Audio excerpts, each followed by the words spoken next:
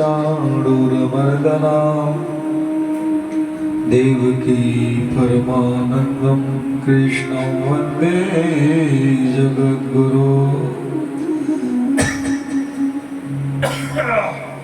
वेदव्यास भगवते नमः। कृष्णद्वैपायन वेदव्यासाय नमः। व्यासाय विष्णुरूपाय व्यासरूपाय विष्णवे नमो वै ब्रह्महृदये वासिष्ठाय नमो नमः। मनोजवं मारुततुल्यवेगं जितेन्द्रियं बुद्धिमतां वरिष्ठं। मनोजवं मारुततुल्यवेगं जितेन्द्रियं बुद्धिमतां वरिष्ठं। वातात्मजं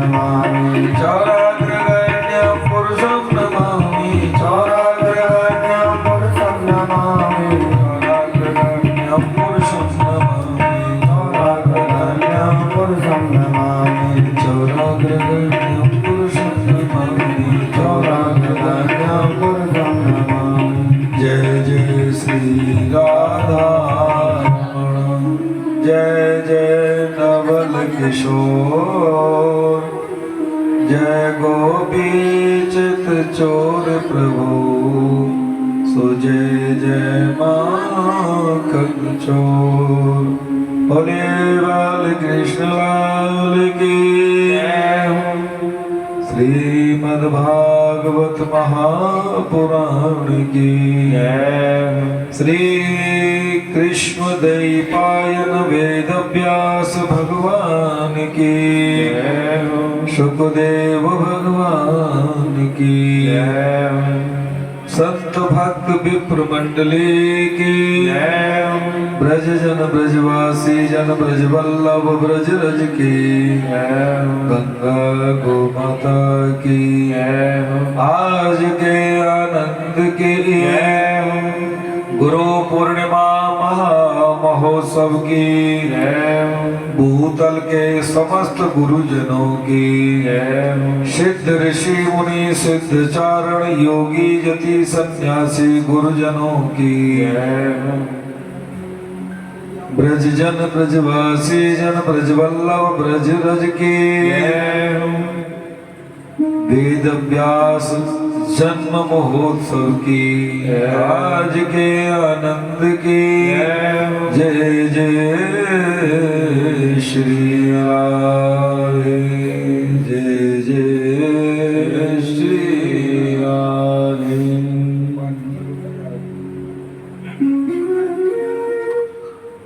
अकारण करुणा वरुणालय भक्त वांछा कल्पतरु तड़ित बिंदिक पीतांबरधारी बालकृष्ण लाल की वाङ्मयी प्रतिमूर्ति श्री मद्भागवत महापुराण। भगवान राधा सर्वेश्वर राधा कृष्ण की पावन क्रीड़ा भूमि श्री धाम वृंदावन की ब्रज रज रज गण को कोटिशः बार बार नमन वंदन।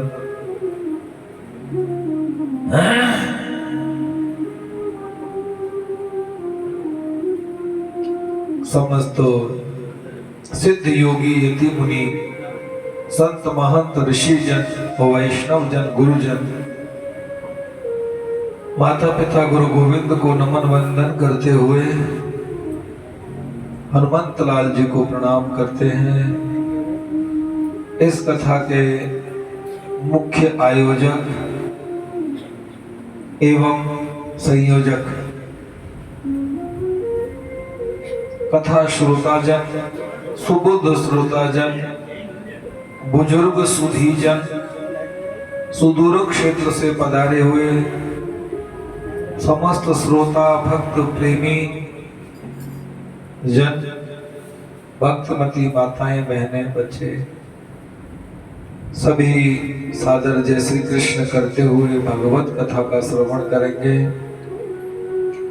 यहाँ की इस कथा का आज का विश्राम दिवस है। अब से कुछ ही समय के बाद में ये श्रीमद् भागवत कथा का जो आयोजन है विश्राम की तरफ होगा। आइए कथा को कल से जहाँ विश्राम दिया वहां से आगे बढ़ाते हैं। 2 मिनट हरि नाम संकीर्तन महामंत्र का बड़ा महत्व होता है जीवन में। आज ब्रज के चारों तरफ चारों गलियां जाम है। कल शनिवार था। शनि महाराज शनिचरा देवता पर कोकिला धाम से लेके इगलास अलीगढ़ तक सब जाम।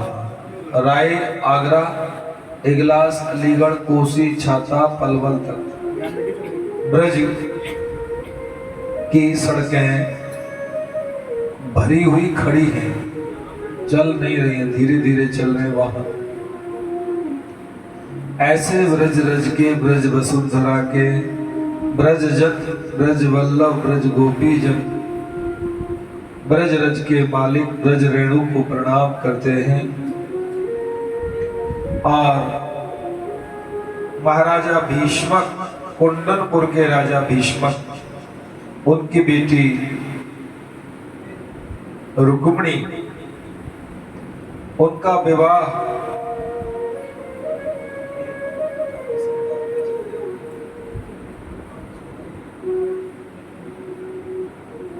भगवान श्री कृष्ण के साथ में महाराज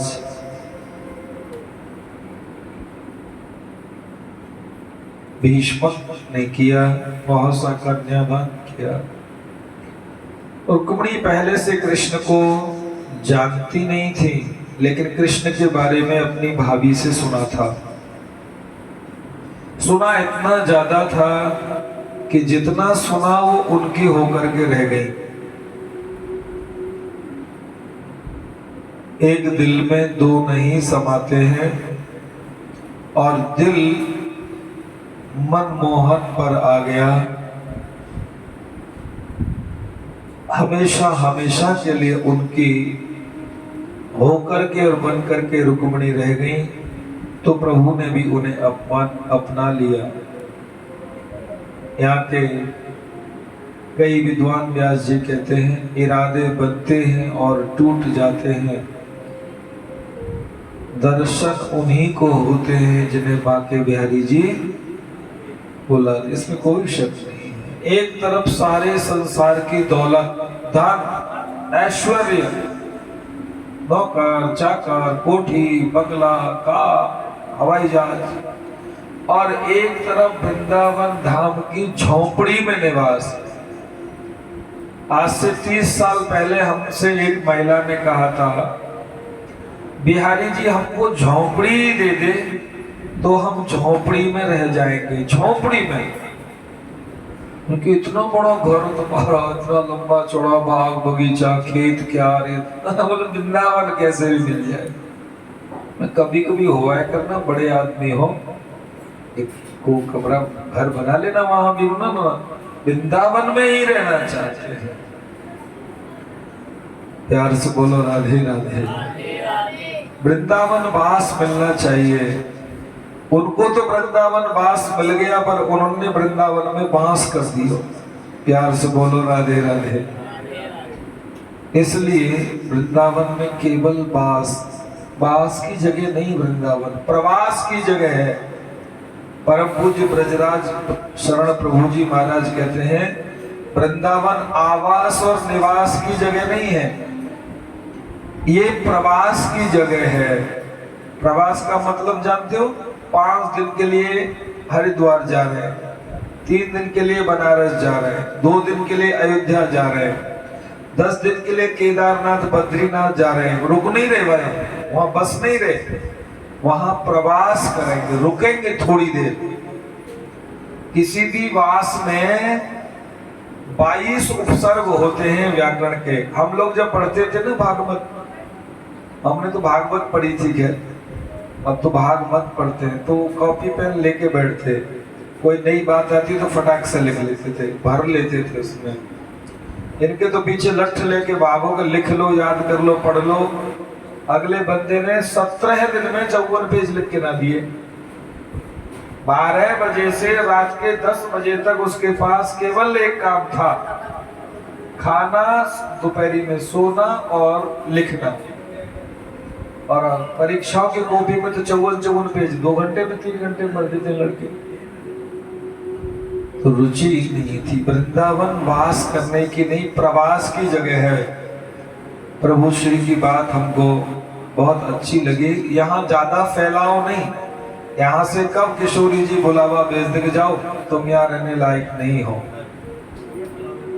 जितनी देर हो यहाँ जमने की जरूरत नहीं है, यहाँ भजन करने की जरूरत। परिक्रमा लगाओ, सेवा करो।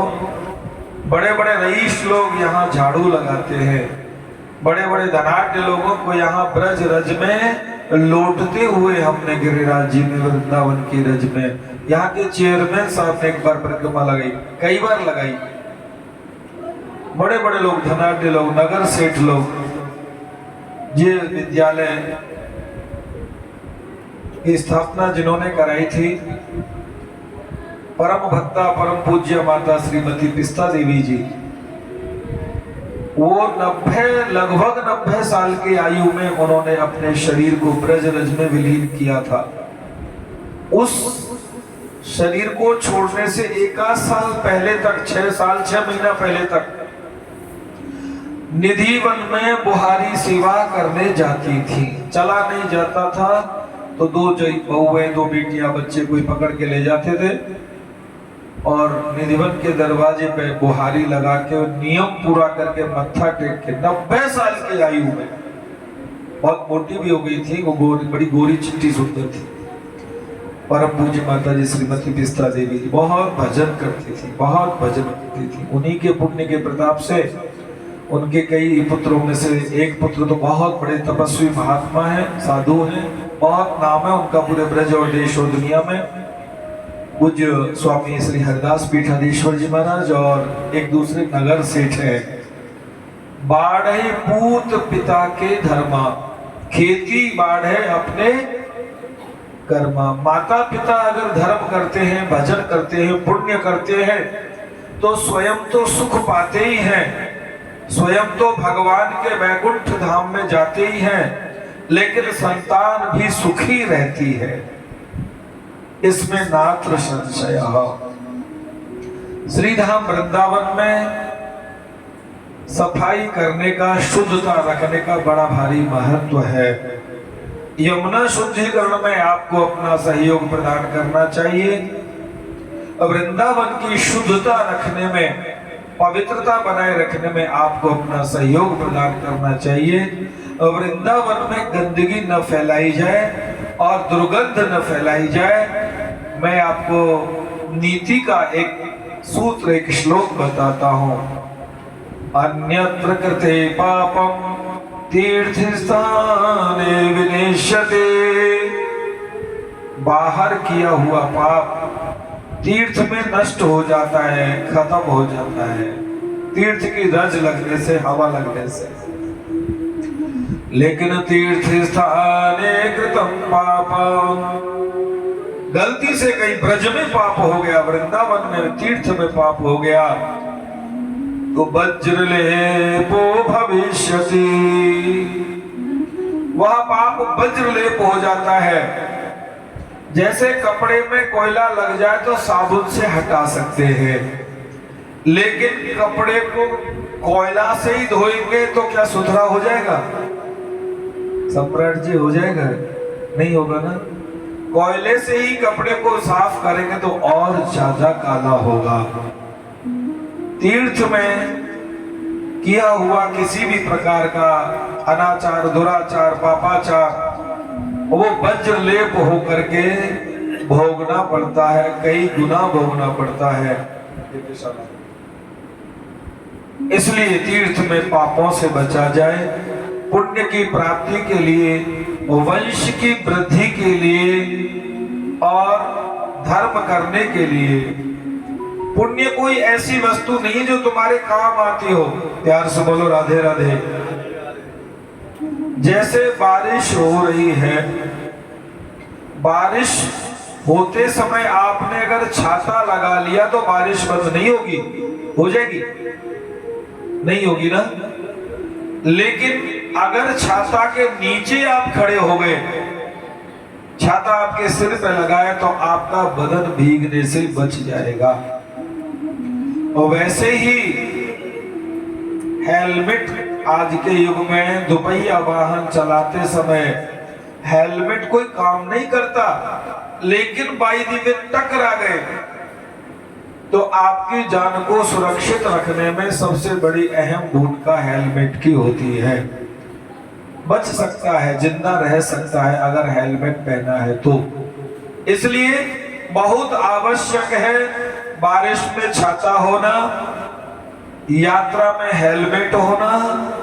वैसे ही आवश्यक है जीवन की यात्रा में पुण्य की प्राप्ति करना। पुण्य हर समय काम नहीं आता, लेकिन हमारे ब्रज में कहावत है कि फलाने मंत्री जी, फलाने व्यक्ति बाल बाल बचे, इसका मतलब है उनका कोई पुण्य आगे आ गया जो उन्हें बचा लिया। काऊ महात्मा को दी हुई चुपटी चून काम आ गया। ब्रजभाषा है कि नहीं? काऊ महात्माएं दी हुई चुपटी चून काम आ गया ताकि तुम आज बच गए, नहीं तो आज हत्या हो जाती, मर जाते, या ये नुकसान हो जाता, या फलानी बात हो जाती। इसलिए यात्रा में हेलमेट, बारिश में छाता, धूप और बारिश में, और जीवन की यात्रा में पुण्य करना, पुण्य अर्जन करना आवश्यक है। प्यारे, जरूरतमंदों को ज्यादा वस्तु जो तुम्हारे पास है वो बांटते रहो, क्योंकि जीवन में कुछ भी ज्यादा हो वो नुकसान कारक है। कुछ भी ज्यादा हो उसे धीरे धीरे धीरे धीरे बांटते रहो। ज्ञान भी ज्यादा अगर हो जाता है ना तो आदमी विस्मित हो जाता है, ये सुनाऊं कि वो सुनाऊं, वो सुनाऊं कि ये सुनाऊं। वो तो भंडार भरा उसके पास, साल भर तक बिना किताब के बोलता रहेगा।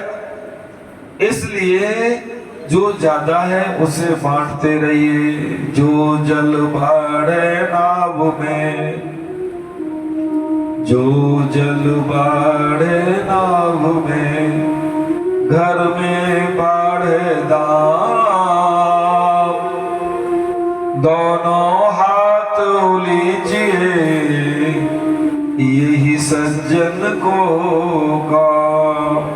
जीवन में पुण्य अर्जन करते चलो, जरूरतमंदों को जरूरत के हिसाब से बांटते चलो। जीवन सुथरा रहेगा, सुखी रहेगा, शांति से रहेगा, आनंद से रहेगा। समय समय पर आवश्यक लोगों को आवश्यक वस्तुएं प्रदान करते रहो, अगली बार भी प्राप्त होंगी।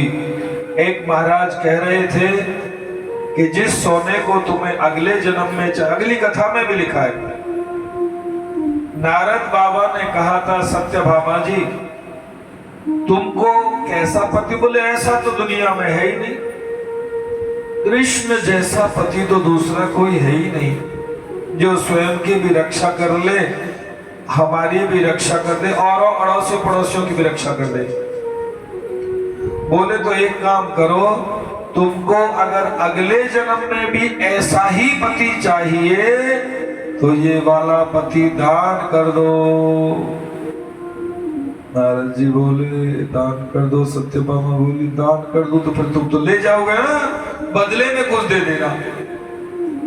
अरे जो चीज दान करी उसके बदले में कुछ दे देना, हम मान लेंगे उसी सब तो बाबा जी फक्कड़ है, पर तुम्हारा पक्का रजिस्ट्रेशन हो जाएगा अगले जन्म के लिए कि यही वाला पति मिलेगा 100%। एक माता कह रही थी टेलीफोन में, बोले ये 7 जन्मों तक चाहिए ये पति, ये वाला पति।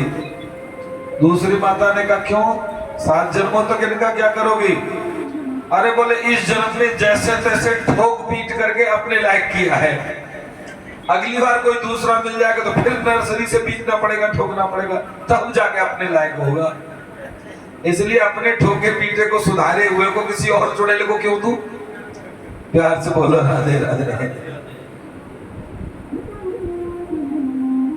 नारद जी ने कहा अगली बार भी अगर तुम ठाकुर जी का गला सजाओगे, माने ठाकुर जी को चैन पहनाओगे, फूल माला पहनाओगे, तो भगवान आपकी गलियां सजाएगा।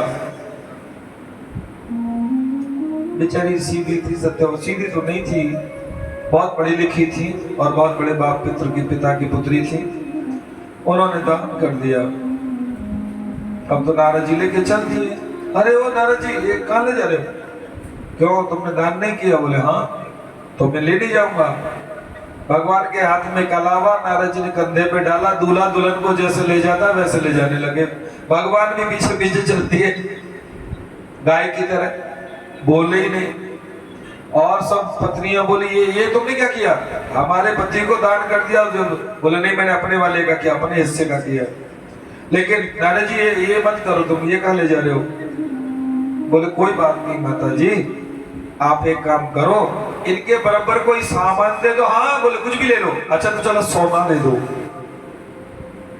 सोना चढ़ाया रानी ने तराजू में, वो तो कम पड़ गया। भगवान के बराबरी सोना कहां करेगा? फिर उन्होंने कहा सोना तो खत्म हो गया, चांदी चलेगी। बोले हाँ अब तो बाबा जी चांदी भी चलेगी। फिर तांबे पीतल लोहे पे आ गई। बोले ये इनमें इतना वजन है ही कि आज ही हो गया है। बोले तो तुम जानो, मेरे को मालूम नहीं है, पर मुझे तो बराबर का सामान दे दो, मैं ले जाऊंगा, बांट दूंगा भक्तों में। अब तो जितना माल टाल था 16,108 घरों में नारद जी आए थे देखने के लिए कृष्ण कैसे रहते हैं। हमारे रामलाल जी तो महाराज एक पत्नी से दिन रात झगड़ा करते, उनके यज्ञ नारायण जी के 2 पत्नियां थी तो रोज लड़ते, रोज इधर उधर झगड़ा। ये 16,000 के साथ कैसे रहते हैं? तो भगवान नारद जी ने भगवान को देखा कि किसी के यहाँ हवन कर रहे हैं, किसी को रानी के यहाँ स्नान ध्यान कर रहे हैं, कहीं संध्या कर रहे हैं, कई ब्राह्मणों को भोजन, कई संतों को भोजन, कई गौदान कर रहे हैं, कई सूर्य अर्घ दे रहे हैं, कई वेद का पाठ कर रहे हैं, कई पुराण पढ़ रहे हैं। नारद जी ने कहा अच्छा इस तरह से अलग अलग जगह अलग अलग लीलाएं करते हो? बोले हाँ जी, इसी तरह से अपना जीवन यापन करते हैं 16,108 के बीच में। नारद जी ने दान मांग लिया, लेके चल दिए 16,000 ने ला के सब सोना चांदी चढ़ा दिया, भगवान के बराबर नहीं हुआ। महलों में खलबली हुई, रुक्मिणी जी को पता लगा। रुक्मिणी जी साक्षात लक्ष्मी थी। रुक्मिणी जी क्या कर रही हो? अरे वो भगवान को इन्होंने दान कर दिया, वो लेके चल दिया, तो हमने कहा सोना चांदी ले जाओ, तो बाबा तैयार हो गया। अब बाबा तो बाबा है, हमारे पति को छोड़ जाएगा, सोना ले जाएगा। तो बोले तुमने क्या किया? बोले हमने सब सोना दे दिया, अभी बराबर ही नहीं हो रहा है, थोड़ा कम रह जाता है, 1-2 किलो। ये तुम ये अपना हार हवेल उतार के दे दो, हम ये सोना चांदी इसको देते हैं। उन्होंने कहा तुम सब बेवकूफ हो, तुम कृष्ण का महत्व नहीं जानती हो, कृष्ण का मतलब नहीं जानती हो। बोले मतलब? बोले कृष्ण भूवाचको शब्द, ज्यादा आवाज कृष्ण भूवाचको शब्द ऋणस्य निवृत्तिकारकः। ग्री जो है भूवाचक शब्द है, वो पृथ्वी से भी ज्यादा भारी है। औणस्य निवृत्तिकारक, अणा निवृत्ति करने वाला है, संसार की सभी मुश्किलों से दूर करने वाला है। आप कृष्ण को संसार के सोने चांदी से तोलती हो? बोले और कैसे तोले? बोले कृष्ण की तो क्या चले, कृष्ण की कथा भी कृष्ण से ज्यादा भारी है, गरु है। कृष्ण की कथा भी सोने चांदी से नहीं तोली जा सकती। देवताओं ने आकर के कहा अमृत ले लो, तो सुखदेव जी ने लौटा दिया था। ब्रह्मा जी ने तराजू लगाई और एक तरफ सत्संग का रखा, परिणाम में दूसरी तरफ दुनिया की दौलत रखी, दौलत ऊंची रह गई और सत्संग भारी रहा। बहनों, आप लोगों ने कृष्ण परमात्मा को पति के रूप में पाया है, इसलिए आप लोग कृष्ण को साधारण पुरुष मानती हैं। वो साधारण नहीं, कृष्ण पुराण पुरुष है, वो परमात्मा है। कर्तुम अकर्तुम अन्यथा कर्तुम समर्थ सह ईश्वर, वो ईश्वर है। ईश्वर अंश जीव अविनाशी, ईश्वर अंश जीव अविनाशी, ईश्वर अंश जीव अविनाशी, चेतन अमल सहज सुख राशि, चेतन अमल सहज सुख राशि। संसार जितना भी है सब ईश्वर का अंश है, और ईश्वर वो होता है जो करने योग्य काम भी कर सके, नहीं करने योग्य काम भी कर सके, अथवा करने न करने जो भी योग्य है वो सब काम कर सके, उसे ईश्वर कहते हैं। तो बोले फिर हम कौन है? बोले तुम जीवात्मा हो, जीवों की तरह व्यवहार कर रहे हो।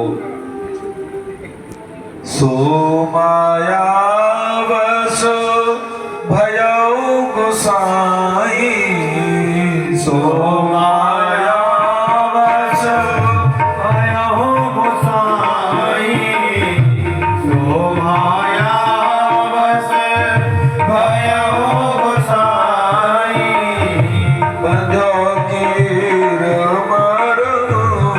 की नाई,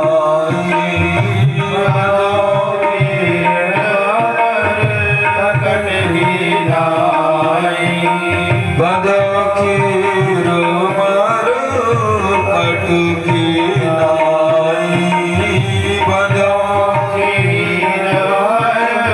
कट की नाई। मरकट को मदारी लेके बांधता है, डंडी को ऐसे हिलाता है तो बंदर उछाल लगाता है, ऐसे ऐसे हिलाता है तो ससुराल जाता है, ऐसे ऐसे करता है तो बाबूजी का पैंट पकड़ लेता है, ऐसे करता है तो पेट की खातिर दाम मांगता है, कुछ मांगता है। बंदर कैसे चलता है? डंडी के बल से, लकड़ी के बल से। ऐसे ही ये मनुष्य माया के वश में रह करके जरूरतों के हिसाब से चलता है। जरूरत नहीं हो तो 9 बजे तक सोता रहता है पदम भैया, और आज जल्दी थी, ज्यादा काम था तो आधे से ज्यादा मेरे समय 2:30 बजे जग गए। 2:30 बजे आँख खुल गई, तब से नींद नहीं, क्योंकि जरूरत थी, जरूरत के हिसाब से। बोले फिर हम परमात्मा को कैसे पा सकते? हम तो जीवात्मा हैं, हम तो साधारण इंसान हैं, हम भगवान की बराबरी नहीं कर सकते। बोले हाँ, नहीं कर सकते, लेकिन भगवान में और तुम में कोई अंतर नहीं है। तो कैसे अंतर नहीं है? नारद बाबा के शब्दों में रुक्मिणी जी बता रही हैं, सोते ताहि तो ही नहीं भेदा, सोते ताहि तो ही नहीं भेदा, सोते ताहि तो ही नहीं भेदा, सोते कोई नहीं भेदा, बार बीच एव गावहि बेदा, बार बीच एव गावहि बेदा। तो में और पूर्ण ब्रह्म में कोई अंतर नहीं है, परमात्मा और जीवात्मा में कोई अंतर नहीं है, बार बीच एव गाव, ऐसा वेद कहते हैं। बोले फिर अंतर कैसे नहीं है? बोले परमात्मा को जब लीला करनी, बोलो ना, परमात्मा को जब लीला करनी होती है तो वो साकार रूप में प्रकट हो जाता है। रानियों ने कहा निराकार साकार कैसे हो सकता है, साकार निराकार कैसे हो सकता है? बोले हाँ, छुपने की कला, निराकार होने की कला, जहत जो सिद्धियां हैं उनके द्वारा परमात्मा की कृतियों में है। कैसे? बोले निर्गुण ब्रह्म सगुण भई कैसे, निर्गुण ब्रह्म सगुण भई कैसे, निर्गुण ब्रह्म सगुण भई कैसे, निर्गुण ब्रह्म सगुण भई कैसे, हिम जल उपल बिलग नहीं जैसे, हिम जल उपल बिलग नहीं जैसे, हिम जल उपल बिलग नहीं जैसे, हिम जल उपल नहीं जैसे, सोते ताहि कोई नहीं बेदा, सोते ताहि कोई नहीं बेदा, हर बीच एव गावहि बेदा, हर बीच गावहि बेदा। निर्गुण ब्रह्म कैसे सगुण होता है?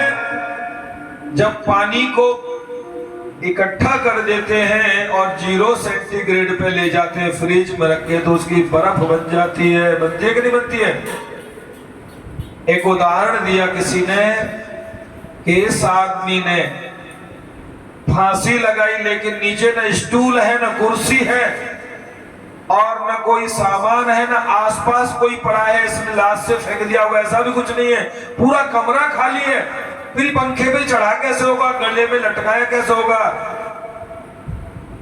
तो वहां उपस्थित विद्वान वकील ने कहा, साहब ऐसा हो सकता है कि ये बाजार से बर्फ की सिल्ली लाया हो, और बर्फ की सिल्ली ला करके खड़ी कर रख करके उस पे खड़े होके पंखा में लटका हो, और ये बाद में गल गई हो और वो पानी नाली में बह गया हो। प्यार से बोलो। मैंने पूछा तो वकील साहब ये केस पैसे के लिए लड़ते हो कि न्याय के लिए लड़ते हो कि पेट के लिए लड़ते हो। बोले सही बात, तो पापी पेट का सवाल है, थोड़ा इज्जत बन जाए, केस का ही चाहे जो हो लेकिन हम जीत जाए, इससे हमारी इज्जत बन जाती, चाहे झूठा हो चाहे सच्चा हो। वो केस वहां झूठा सच्चा जीता जा सकता है, परमात्मा की अदालत में, ईश्वर की अदालत में एक रिंच पर भी झूठा सच्चा उल्टा सीधा हो नहीं सकता। नारद बाबा ने कहा परमात्मा की तराजू हर जगह लगी है, इसलिए धाम में आकर के, तीर्थ में आकर के पुण्य करो, शुद्धता शौचता पवित्रता रखो, भजन करो, प्रवास करो और थोड़े दिन के लिए फिर चले जाओ, कहीं घूम के आ जाओ, फिर आ जाओ। यहाँ बैठ करके जमने से नहीं होगा। जो लोग कभी वृंदावन से नहीं जाना चाहते, इसका मतलब है उनका मन उसमें जम गया है, रम गया है। और तो और अभी 1 महीने पहले एक बच्चा आया था 10 साल का, जम्मू कश्मीर से, बड़ा छोटा सा बुलबुला सा, 5-7 साल का, 8 साल का। वो रोया ही नहीं जितने दिन रहा है। मैया वहां दहाड़ मार के रोती थी, दादी जम्मू कश्मीर में बीमार हो गई, लेकिन वो नहीं रहा। मेरे को अच्छा लग रहा है, बहुत मजा आ रहा है, बहुत अच्छा लग रहा है, वृंदावन बहुत अच्छा है। ये 8-9 साल का बच्चा था, क्या नाम था उसका? कनिष्क, इतना सा। तो बोले भगवान कैसे कहते हैं? कह रहे हैं ऐश्वर्यस्य समग्रस्य वीर्यस्य यशस्श्रिय ज्ञान वैराग्य योश्चैव शरणां भग इति रणा। जो ज्ञानवान है, वैराग्यवान है, यशवान है, धनवान है, नीतिवान है, ऐश्वर्यवान है और स्त्री पुत्रवान है, उनमें भगवान के लक्षण हो सकते हैं। षड ऐश्वर्य गुण संपन्न भगवान कहा जाता है। ऐश्वर्य समग्रस्य वीर्यस्य यशस्वी ज्ञान वैराग्य योश्चैव शरणां भग इति रणा। भगवान के 6 गुण, 6 लक्षण विद्यमान। सभी रानियों ने कहा, बोले ये ज्ञान वैराग्य की बात तो हो गई, वेदांत की बात भी हो गई, कानून की बात भी पढ़ा दी, ये सब हमारे सिर के ऊपर से निकल गई, समझ में नहीं आई। हमको तो ये बताओ, ये नारद बाबा कृष्ण ठगे ले जा रहे हो, हम पैसे ठगे ले जा रहे हो बाबा जी, या के बदले में क्या दें? रुक्मिणी का सब हटा दिया, सब सोना चांदी हटा दिया, खाली कर दिया पल्ला। वो तो नीचे आ गए कृष्ण बाबू, ऐसे बैठे बेचारे जैसे गैया बैठी रहती चुपचाप। दान जो कर दिया था, दान कर दिया, बेच दिया भगवान को सोने चांदी के बदले में। रुक्मिणी आई, उन्होंने एक तुलसी का पत्र दिया और तुलसी के पत्र के ऊपर पीले चंदन से राधा लिख दिया और वो दूसरे पल्ले में रखते ही पल्ला नीचा हो गया और भगवान का पल्ला ऊंचा हो गया। बोले नारद बाबा ले जाओ, ये तुम्हारे। बोले यही तो मुझे चाहिए था, मैं तो फक्कड़ बाबा जी में सोने चांदी को कहां लिए घूमूंगा, कोई चोर छीन लेगा। इसलिए ज्यादा की जरूरत नहीं, ज्यादा आए तो बांट दो। नहीं, जीवन में जो ज्यादा वस्तु है, हर ज्यादा वस्तु जहर का काम करती है। चाहे कोलेस्ट्रॉल हो, चाहे शुगर हो, चाहे प्रेशर हो, चाहे धन हो, चाहे सोना हो। एक माता मेरे को अजीब रोना रो रही थी कुछ दिन पहले, 20 साल पहले रोती थी, सब्जी के लिए पैसे नहीं है महाराज। क्लास 1 के अफसर थे वो सब, पूरा परिवार। और अभी 2 महीना पहले रो रहे थे, बोले गवर्नमेंट, उन्होंने बैंक वालों ने लॉकर कम कर दिया है और वो सामान हम कहाँ रखें, मैं दूसरे में रख लो। बोले कहाँ रखे, 10 है पहले से। गजब हो गया, एक आधी हवेल दो, गरीबों में बंटवा देंगे, विद्यालय बना देंगे। बोले पहले से ही 10 है, कहाँ रखेंगे? मेरे को बहुत आश्चर्य हुआ, मरने जा रही है, क्या कहाँ ले जाएंगे 10 लोगों को, क्या करेंगे? अरे थोड़ा बहुत अच्छे काम में लगा जाओ, जाते जाते अपने हिस्से का। तो वो हर चीज हमारे मतलब की नहीं, जो हमारे जरूरत से ज्यादा है। भगवान कृष्ण के पास में भूमिरापो नलो वायु खम मनो बुद्ध रेवच अहंकारम इति यम में भिन्ना प्रकृति रश्यदा। ये 8 प्रकृति हैं, 8 प्रकृति 8 पटरानी बन के आई। भूमि, आप, जल, वायु, आकाश, मन, बुद्धि, अहंकार, ये अंतः चतुष्टय यानी कि हमारी 8 जो प्रकृति है वो आठों की आठों प्रकृतियां भगवान कृष्ण को पटरानी के रूप में 100 उपनिषद हैं, 16 वेद में 1 लाख मंत्र हैं, वेद में 1 लाख मंत्र हैं। उन 1 लाख मंत्रों में 80,000 मंत्र कर्म कांड के हैं, हवन, पूजन, यज्ञ और तमाम 4,000 मंत्र ज्ञान कांड के हैं, 16,000 मंत्र उपासना कांड के हैं। यही वेद के मंत्र मूर्तिमान होकर के भगवान श्री कृष्ण की उपासना करने के लिए साकार रूप में, साकार परमात्मा को, बर्फ भी पानी है और पानी जम जाए तो बर्फ ही है, बर्फ ही पानी, पानी ही बर्फ है। बर्फ पिएंगे खाएंगे तो पानी मुंह में जाएगा, पानी पिएंगे तो पानी मुख में रहेगा, कोई अंतर नहीं है। वैसे ही परमात्मा के पास में साकार रूप में परमात्मा को पाने के लिए वेद मंत्र और वेद की ऋचाएं 16,000 गोपियों के रूप में रानी बन करके आए और उनका स्पर्श किया, दर्शन किया। गोविंद भगवान की जय जय श्री राम। गोविंद हरे गोपाल हरे, जय जय प्रभु दीन दयालु हरे। गोविंद हरे गोपाल हरे, जय जय प्रभु दीन दयालु हरे। गोविंद हरे गोपाल हरे, जय जय प्रभु दीन दयालु हरे। गोविंद हरे गोपाल हरे, जय जय प्रभु दीन।